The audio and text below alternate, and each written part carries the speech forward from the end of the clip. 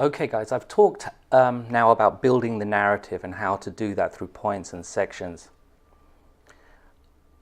You need to understand that before you can begin to add flair or flourishes to the writing, because it's the infrastructure of what you're going to say.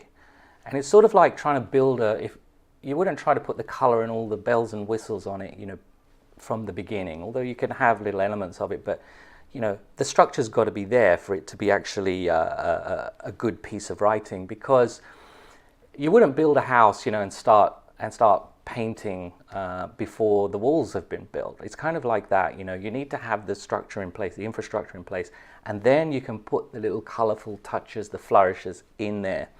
So it's a very useful way of looking at your writing. Many people try and do it the other way around, and they've got all this kind of flashy language and colorful words, and you think, but the structure doesn't hold up. So there's no beauty in the structure. And if you do that, it's like putting lipstick on a pig. It's just not gonna look good. Okay. Now, having said that, we've got the narrative in place. We can now start to build some flair into things. And one of the key places where you can build flair is in the introduction. The very first thing you say, you want to start off whatever you're writing with a bang, relevant to the kind of piece that you're writing, but it's useful to have this idea there. I advise with, say, essays and things like that, getting to the point very quickly. People often when people read something, they're wondering, what's your point right from the beginning? What's this guy's point, or this woman's point? And you're thinking, why don't they get to it? And if it takes too long for them to get to it, then you're you're going to lose them. So start with a bang, get to the point if you can. Now, there are some variations to this. You can get to the point in different ways, in various colorful ways, but at least have the idea of getting to the point there. When I was studying philosophy, we studied a philosopher called A.J. Ayer, who basically had this principle called the verification principle. His idea was, that the philosopher shouldn't be saying things that couldn't be verified, at least in principle, because there was a lot of philosophers who were saying a lot of things that just were a bit metaphysical, and you couldn't really, verify them. So he said, we need to have a strict standard. Now, I was asked a question along the lines of, is A.J. Ayer's verification principle self-contradictory? It's a bit heavy, but basically the idea is, he's saying, well, this is the verification principle.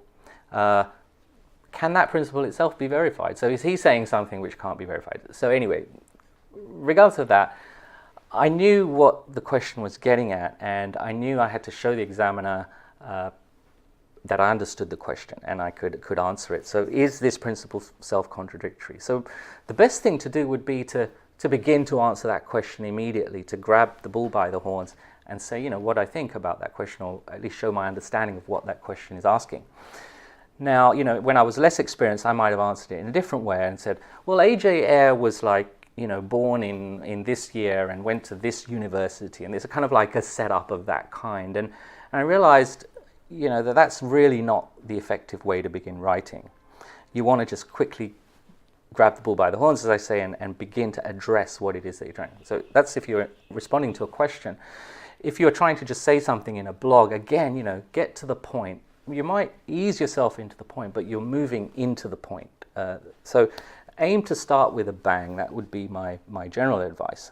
Now, try to get to a fiery start so that you set the tone for what follows. If you start in a boring way, then it's likely to sort of remain flat throughout. So this idea of killer intros is very important. In newspapers, we would try to get the introduction, the lead, as we called it in a news story, as dramatic as it's possible for it to be.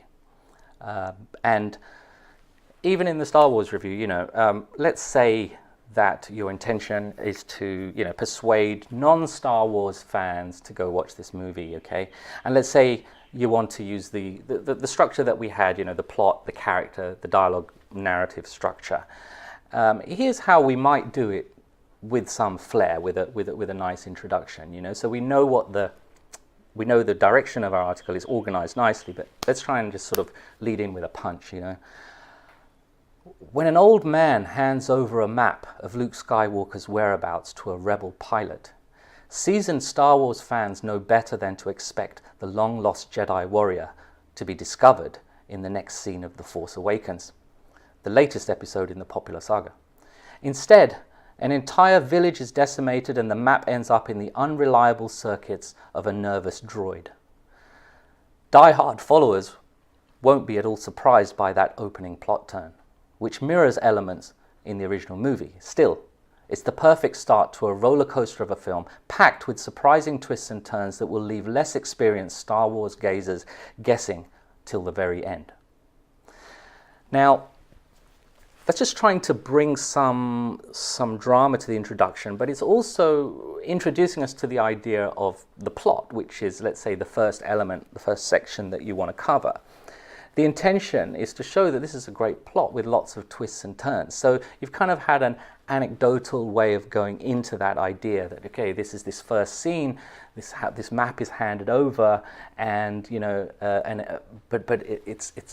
it's totally lost. This map is lost, and ends up, well, not lost, but it ends up in the hands of a nervous droid. So we're using that kind of anecdotal device to get into the idea, the first idea that we want to get to. So, don't just have some crazy anecdote that's got nothing to do with the first idea, but it's linked to it. It just gives us that little bit extra flair. So, try and write an anecdotal lead for your own version of, the Star Wars or the movie review that you're doing, to show how you would get in from an anecdote into the actual structure of your narrative. Here's a tip: create drama. Think of drama. Look through your points and just see where the drama lies, and where you can feel any sense of dramatic tension. And often that becomes a good point at which to sort of collect an anecdote. It's not always the best place to start, but if you can find drama in it, and that might even help you to define what the narrative that you want, because it's sort of the drama of it tells you sort of what you find very impressive about what you're about to say. So just start, I just want you to start looking at these elements, feeling some of these elements, so that your writing starts to develop some new dimensions. You can see drama being worked in. I mean, on a very simple level, you could take a very mundane thing like a work memo, for example, and see how a little tweak of that could bring a little bit of drama into it. So let's just explore that for a second. Your memo says, subsequent to the birth of Mr. Mansfield's new baby, you are all invited to take this Friday off in thanks for your support.